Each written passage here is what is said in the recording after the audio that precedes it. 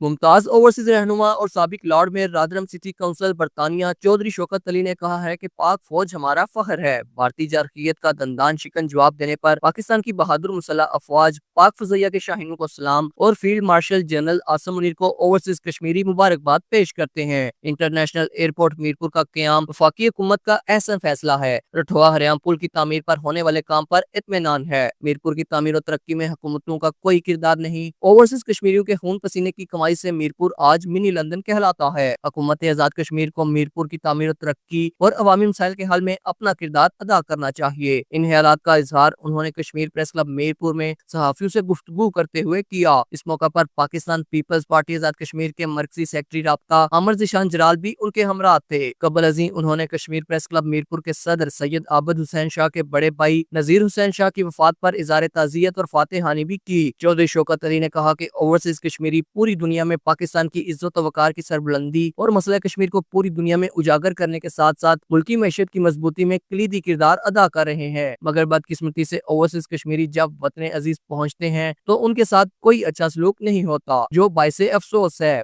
पाकिस्तान और आजाद कश्मीर की हुकूमतों को ओवरसीज कश्मीरियों के हवाले से अपनी पॉलिसी तब्दील करनी चाहिए और ओवरसीज कश्मीरियों के मसाइल के हल के लिए खसूसी इकदाम उठाने चाहिए। उसामा हिजर, JK न्यूज, मीरपुर, आजाद कश्मीर।